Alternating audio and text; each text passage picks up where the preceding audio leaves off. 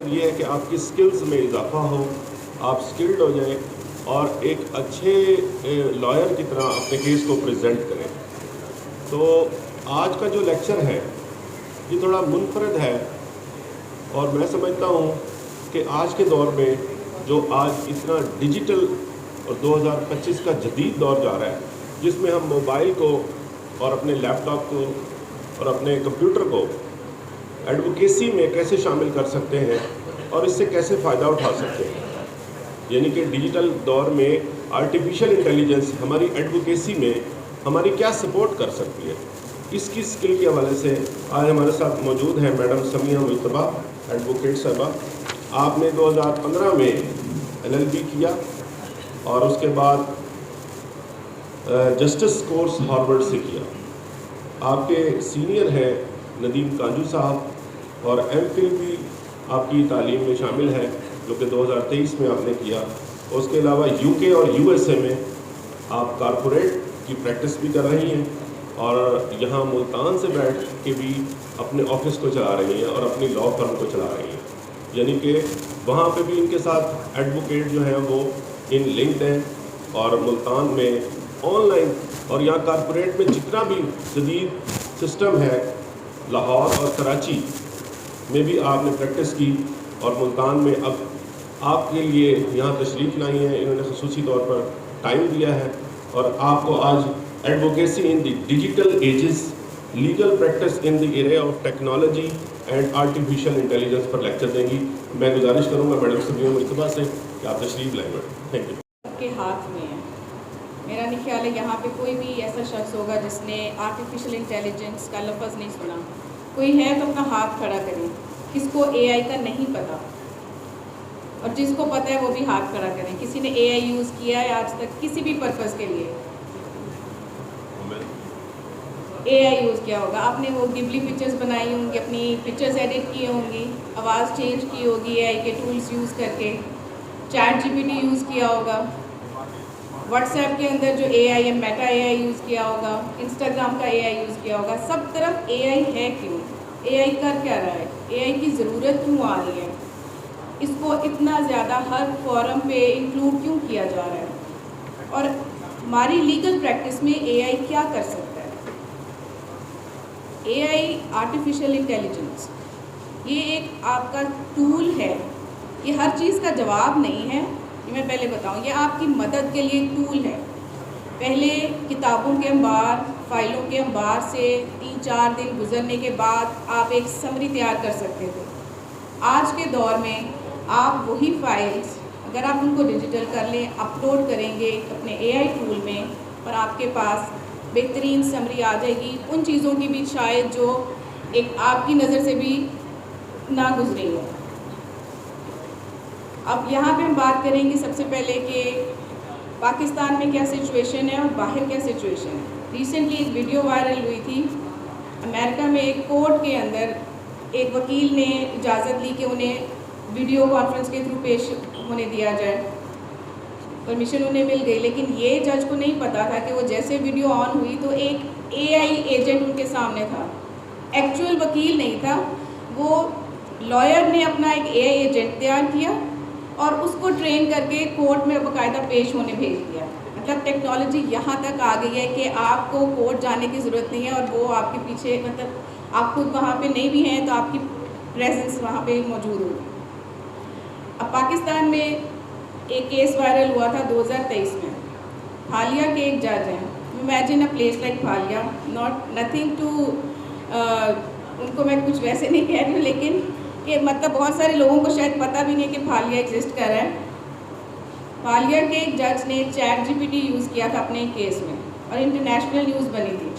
कैसे किया उन्होंने एक बेल का फ़ैसला लिखना था और उन्होंने सारा केस ChatGPT को दिया, अपना फ़ैसला भी लिख लिया और ChatGPT को भी सारा दे दिया। उससे कहा अब तुम अपना फ़ैसला बताओ। अब जो दोनों फ़ैसले थे वो दोनों आपस में बहुत मुख्तलिफ थे, क्योंकि इंसान के अंदर एक बायस आ जाता है, हम फिर भी एक थोड़ा सा पार्शल हो जाते हैं। ह्यूमन इमोशंस हैं, AI के अंदर ह्यूमन इमोशन नहीं है। बहुत क्लैरिटी के साथ, विदाउट एनी बायस, विदाउट प्रेजुडिस, उसने जो फैसला दिया वो ना सिर्फ एक तहरीरी तौर पे फ़र्क था बल्कि कॉन्टेक्चुअली भी फ़र्क था और वो सारा हमारे कानून के मुताबिक था। ऐसा नहीं है कि वो कोई अमेरिका का या वो कोई यूके का लॉ से रिलेटेड फ़ैसला देगा, नहीं। आप उसे बताएं कि मुझे पाकिस्तानी लॉ से रिलेटेड ही जवाब चाहिए, वो उसी तरह से मिलेगा आपको। तो इससे हमें क्या नज़र आता है? इसके थोड़ा सा हम पीछे जाते हैं। 2019 में केस मैनेजमेंट सिस्टम ऑनलाइन हुआ। जस्टिस सैयद मंसूर अली शाह ने हमें इस काबिल बनाया कि हम मुल्तान में बैठे हुए लाहौर की कॉज लिस्ट पूरी व्यू कर सकते हैं, सारा कुछ ऑनलाइन है। ये डिजिटाइजेशन का जो सफ़र है अब वो AI पे जा रहा है, इसका एक्सपोजर दिन ब दिन बढ़ रहा है। अवेयरनेस जितनी हम लेंगे उतना आसानी है। अभी किसी वकील को अगर नहीं पता वो यहाँ पे बैठ के तो कॉल्स करता रहेगा, लेकिन जिसको इल्म है वो ऑनलाइन जाएगा पोर्टल में और चेक कर लेगा कि केस की क्या प्रोग्रेस है, केस कहाँ तक पहुँचा है। इसके बाद अब हम बात करेंगे कि डिजिटलाइजेशन तो हो रही है, केस मैनेजमेंट सिस्टम्स आ रहे हैं, लेकिन हम इसको यूज़ कैसे करें? हमारे लिए क्या है, एक यंग लॉयर के लिए इसमें क्या है? अब ChatGPT अगर हम सिर्फ तस्वीर और बात करने के लिए, कुछ वीडियोस हमने ऐसी भी देखी होंगी कि लोग ChatGPT की वॉइस ऑन करके दुखड़े भी बयान कर रहे हैं और उससे अपनी पर्सनल ज़िंदगी की बातें शेयर करके ज़रा हल ले रहे हैं। ये भी अच्छा है, थेरेपी है, मुफ्त में आपको कहीं जाना नहीं पड़ रहा किसी साइकेट्रिस्ट या साइकोलॉजिस्ट के पास। इसको अगर हम लीगल प्रैक्टिस में लाएँ तो क्या करें? कुछ इसके प्रॉस हैं, कुछ इसके कॉन्स हैं, मतलब कुछ इसके फ़ायदे हैं, कुछ इसके नुकसानात भी हैं। सबसे पहले कि हम फ़ायदों की बात करते हैं। आप ChatGPT तो सबने सुना है, इसके अलावा कौन से टूल्स हैं? हम चैट के बारे में कम बात करेंगे क्योंकि मेरा ख्याल है बहुत सारे लोगों को पता है। ऐप डाउनलोडेबल है, आप अपने फ़ोन से एक्सेस कर सकते हैं, उसको वॉइस के थ्रू बता सकते हैं कि मेरा ये केस है, क्लाइंट का ये मसला है, इसमें कौन से लॉज एप्लीकेबल होंगे, कौन सा PPC का सेक्शन इसमें अवेलेबल हो सकता है, कौन सा लगेगा, इसके अंदर नेक्स्ट स्टेप क्या होगा। एक नया वकील है, उसको अगर बिल्कुल ब्लैंक है, उसको नहीं पता प्रोसीजर क्या है, उसने कोर्ट में पेश होना है, उसने अपना वकालतनामा जमा करा दिया, उसे आगे समझ नहीं आ रहा है। आपके पास सीनियर की सपोर्ट है, सीनियर मसरूफ़ भी हो सकता है। आपके लिए क्या है, आप ChatGPT से पूरी गाइडलाइन ले सकते हैं। आपको मुख्तलिफ वेबसाइट्स पे जाने की ज़रूरत नहीं है, मुख्तलिफ किताबों को खोलने की ज़रूरत नहीं है। आप ChatGPT से पूरी प्रोसेस डिटेल ले सकते हैं। उसमें आपने क्या करना है, आपने किन किन कवानीन को सामने रखते हुए इस केस को लेकर चलना है, आपको तमाम गाइडलाइन मिलती है। ठीक है, अब इसके बाद अब और मज़ीद टूल्स भी आए, क्योंकि ChatGPT तो काफ़ी टाइम हो गया है, को 2022 से यूज़ कर रहे हैं। इसके बाद अब हमारे पास है नोटबुक एलएम। ChatGPT की काफ़ी लिमिटेशंस हैं, आप एक वक्त में 10 से ज़्यादा फ़ाइल अपलोड नहीं कर सकते, लेकिन हमारे केसेस में तो 100 के मुताबिक भी फाइल्स हो जाती हैं, पेपर्स हो जाते हैं, तो उसका क्या करें? गूगल का एक और टूल है नोटबुक एलएम। अगर किसी को ये स्पेसिफिक टूल्स के नेम्स चाहिए होंगे तो वो मेरे से बाद में भी ले सकते हैं। नोटबुक एलएम में आप 100+ फाइल्स अपलोड कर सकते हैं, मैं खुद यूज़ करती हूँ पर्सनली, और वो आपको अच्छी समरी देगा, आपको वे फॉरवर्ड बताएगा। आपका वो टाइम नहीं जा रहा एक हार्ड वर्क के अंदर, आपको स्मार्ट वर्क करना है। आज के दौर में आपको सारा दिन वेस्ट नहीं करना है अपना, सिर्फ किताबें खोलने, फाइलें देखने ज़रूरी है, लेकिन सिर्फ उस वक्त जब आपको पूरी इन्फॉर्मेशन पता हो, आपको पता हो कि हाँ इस पेज की इस लाइन पे मेरी ये इन्फॉर्मेशन पड़ी है। ये सारी जो स्किमिंग है, जो इसका एक शॉर्टकट है, वो ChatGPT है, नोटबुक एलएम है, क्लॉड AI है। क्लॉड AI एक ऐसा टूल है जो स्पेसिफिकली लीगल साइड के लिए बनाया गया है, वो बहुत एनालिटिकल है। उसकी अगर आप 4 टूल एक टाइम पे यूज़ करें AI के, चारों आपको मुख्तलिफ जवाब देंगे। तो ये इन टूल्स की सलाहियत है कि इनको कैसे बनाया गया है, इंजीनियरिंग कैसे की गई है इसकी, कि हर टूल डिफरेंट आंसर देगा। तो आपके पास 4 ओपिनियन आ गए हैं आपके अपने केस पे, एक आपका अपना है, तो वो देखें कि जो चार आपके AI दिमाग है और एक आपका अपना मिलके आपका केस कितना स्ट्रॉन्ग बन सकता है, इसकी पावर को समझें।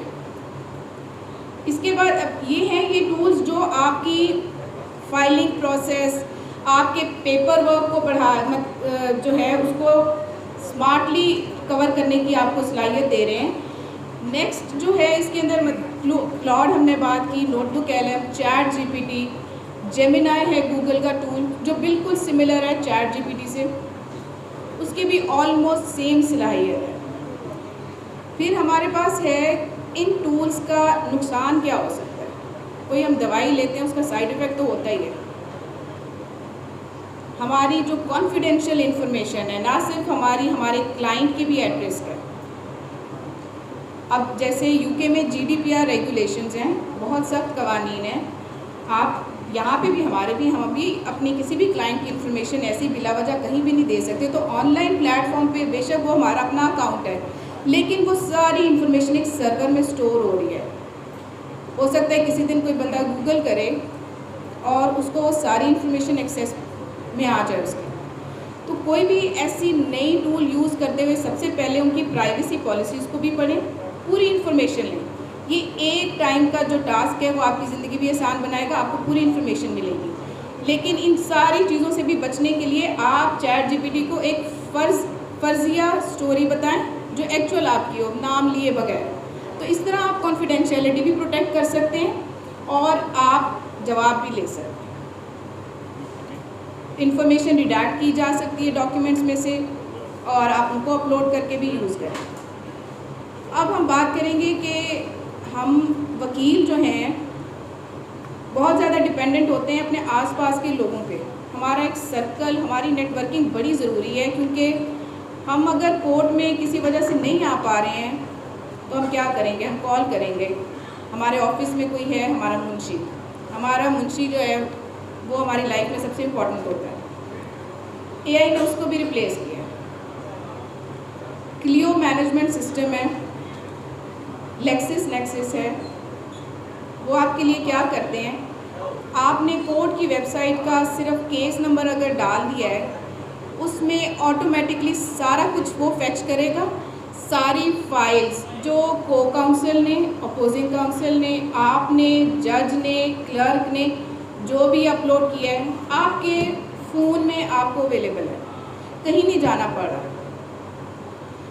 अब मुंशी का काम तो रह गया, आप कॉल कर रहे थे वहाँ पे क्या बात हुई, क्या हुआ, क्या नहीं हुआ, वो आपके फ़ोन में है।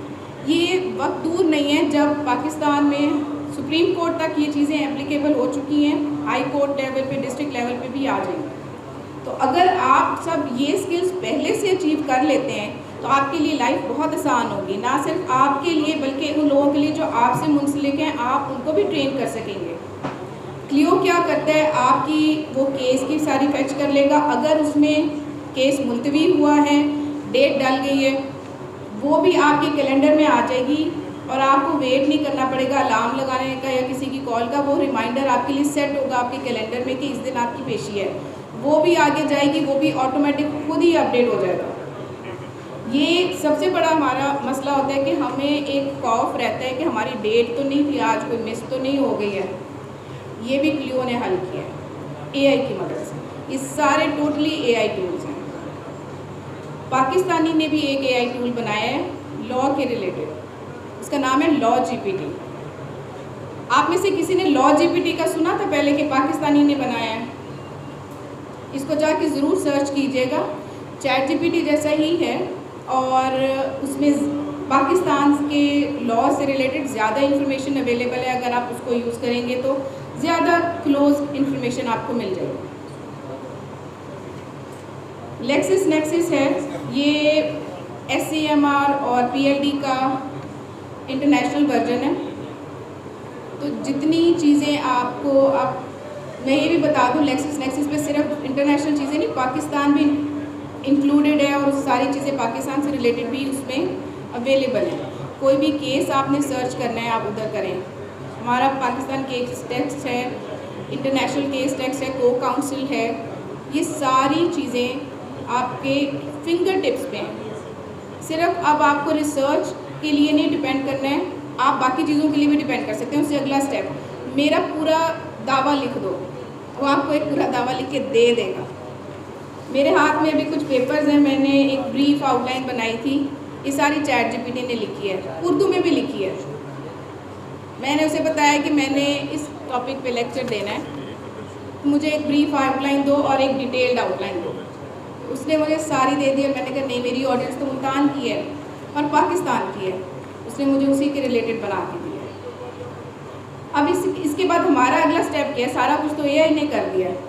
उस इंफॉर्मेशन को वेरीफाई करना हमारी अपनी रिस्पॉन्सिबिलिटी है। मशीन गलती कर सकती है, इसका मार्जिन ऑफ एरर बिल्कुल एग्जिस्ट करता है। आपने इसको खुद वेरीफाई करना है, ऑथेंटिकेट करना है कि इसने जो बताया है मुझे वो सही भी है। क्या वो फालिया वाला केस जो मैं कह रही थी वो हुआ भी था या नहीं? वो हुआ था। कि सैयद मंसूर अली शाह ने क्या 2019 में ही इंट्रोड्यूस करा दिए थे केस मैनेजमेंट सिस्टम। हमें तो तब नहीं पता था, लेकिन वो तब से एग्जिस्ट कर रहा है। तो एक्यूरेसी को इंश्योर करना हमारी अपनी जिम्मेदारी है। केस सारा तैयार करके जज के सामने तो नहीं कह सकते ना कि ये एआई ने बनाया था, मेरी गलती नहीं है। कोई भी बारीकी है वो पकड़ी जाएगी। तो इन चीज़ों को काफ़ी हमने खुद इंश्योर करना है।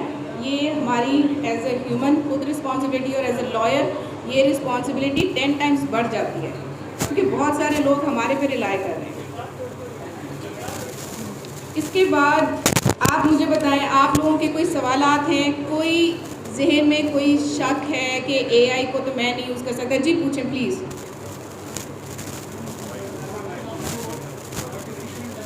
एक सेकेंड।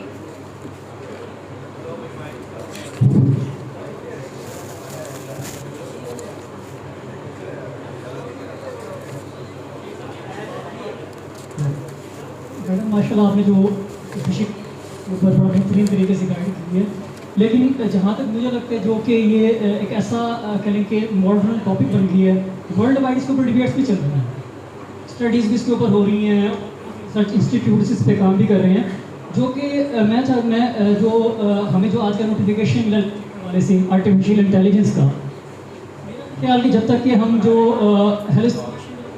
आर्टिफिशियल इंटेलिजेंस को लेके जब तक हम कर लें नहीं होगा। आपकी आवाज़ सही मेरे तक पहुंची नहीं है, थोड़ा सा दोबारा बताएं क्या सवाल है। आ जाए प्लीज़।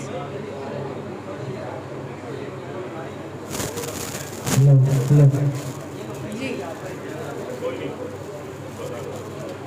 इसके अंदर जो आर्टिफिशियल इंटेलिजेंस के बारे में आपने बात की है, तो वर्ल्ड वाइड मॉडर्न और बड़ा हॉट किस्म का टॉपिक है। बिल्कुल। इसके ऊपर बहुत सी वेरियस रिसर्च इंस्टीट्यूट जो है वो स्टडीज़ भी कर रहे हैं, बिल्कुल। और रिसर्च पेपर्स भी इसके ऊपर अनलेस के आ रहे हैं।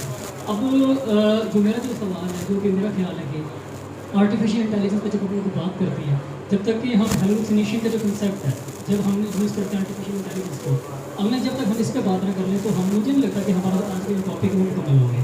तो मैं चाहता हूँ काइंडली आप जो हेलुसिनेशन जो कंसेप्ट है उसको एलैबोरेट कर लें। ठीक है।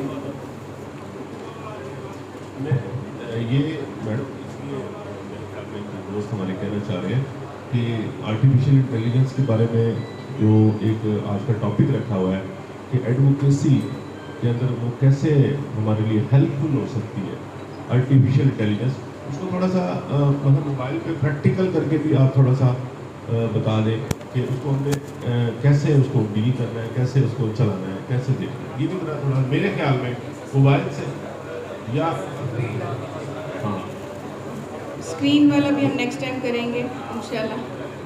बेसिकली आज एक इन्फॉर्मेटिव सेशन है कि वो अल्फाज तो कम से कम हमारे नौजवान बुकला के जहनों में वो पहुँचें, वो चीज़ें तो उनके जहन में पहुँचें। क्योंकि अगर हम फर्स्ट डे स्टार्ट करेंगे एक स्क्रीन लगा के मैं एक डेमो देने लग जाऊंगी, बहुत सारे लोगों को पता नहीं होगा कि ये क्या है, ये क्यों है, इसका मकसद क्या है। ये शायद कोई मैडम इंजीनियरिंग करके आई और वो दिखा रही है। तो मेरा ख्याल है फर्स्ट स्टेप हमें एक इन्फॉर्मेशन देना है, अवेयरनेस क्रिएट करनी है, एक्सपोजर हो जाएगा, देन नेक्स्ट स्टेप इज़ हम उसका डेमो दें और आप लोगों को इनवाइट करें कि आप प्रॉम्प्ट दें। अभी मेरे सामने चैट जीपीटी मैंने ओपन किया हुआ है, कोई चैट जीपीटी से कुछ पूछना चाहता है, हम लाइव उसका आंसर लेके आपके साथ शेयर करेंगे। लीगल रिलेटेड प्लीज़, किसी का कोई सवाल है आप बताएं।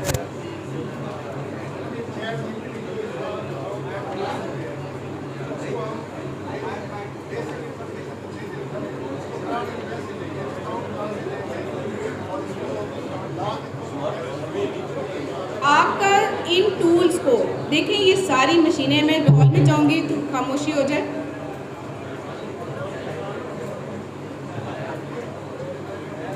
ये जो टूल हैं ये आपके ऊपर डिपेंडेंट है। एक फेमस सेइंग है, कहावत है अभी आज के दौर की, एआई ज़िंदगी नहीं बदलेगा, लेकिन जो शख्स एआई को यूज़ कर रहा है वो ज़िंदगी बदलेगा बाकियों को।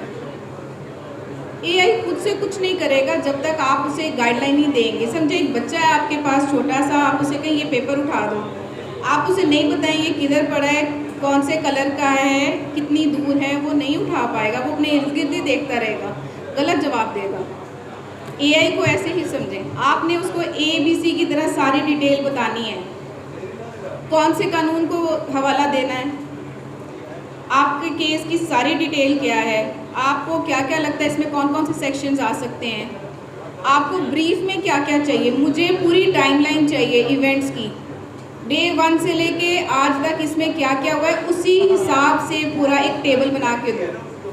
इसमें मेन कल्प्रिट कौन है, एलिगेशंस किस पे हैं, किस किस्म के हैं, आपने उसको डिटेल देनी है। अगर आप उसको एक 1 लाइन बताएंगे, हाँ मुझे एक समरी दे दो, और हम खुद से एक्सपेक्ट करें कि वो इसमें मुझे ये सारी इन्फॉर्मेशन देगा, तो वो नहीं होगा। तो इस पे मेरा जो सेकंड क्वेश्चन यही है कि ये तो आपने बेसिक बता दिया है, क्योंकि आने वाला दौर पे एआई का हर फील्ड में हो रहा है, तो मैं पहले भी किसी और फील्ड में यूज़ करता हूँ कि हम इसको कैसे सीखें, मेन तो किस से सीखें, क्योंकि ये बहुत अच्छा बहुत बड़ा फील्ड है, छोटी मोटी चीज़ तो है नहीं। Practice makes a man perfect. नहीं वो तो है, मतलब यहाँ पर कोई सेशन आप करेंगे या हम किसी और मैं से आपको सीखें बताती हूँ इसके बारे में। या किसी इंस्टीट्यूट से, क्योंकि नहीं। इसको हम तो मैं कहीं से ट्रेनिंग लेने की ज़रूरत नहीं है। इसको प्रॉपर ये भी एक मार्केट बन गई है प्रॉपर। एक बहुत फेमस यूट्यूबर हैं, उन्होंने भी कोर्स निकाला एआई सीखें। एआई में क्या सीखना है आपको, एआई तो बन गया है, एआई में आपने क्या सीखना है, आपने तो उसको यूज़ करना है।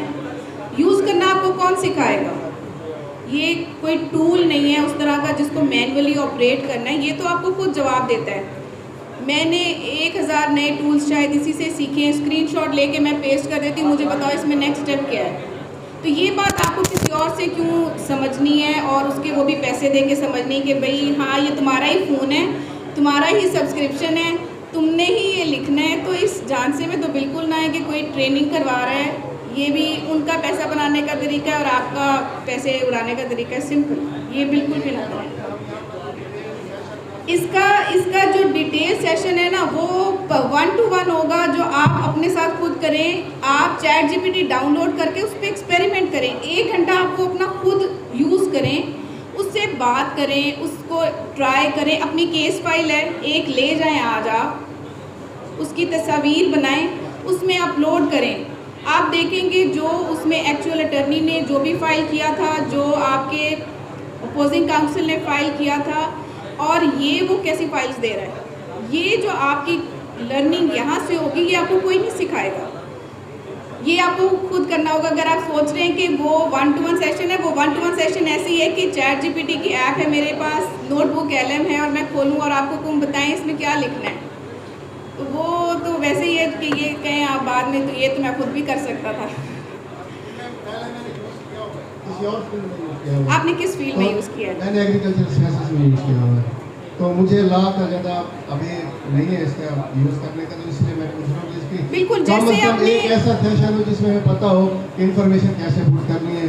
आपने इन्फॉर्मेशन मैं भी बता देती हूँ ना। आपने मैंने बताया पिक्चर्स ले लें, अगर आपकी हार्ड फाइल्स हैं, सॉफ्ट फाइल्स अवेलेबल है वो अपलोड कर दें, प्रॉम्प्ट कंप्लीट दें। जैसे आपने एग्रीकल्चर फील्ड में उसको अगर प्रॉम्प्ट दिए, उसी तरह से आपने इसको यूज़ करना है, उसमें कुछ नया नहीं है।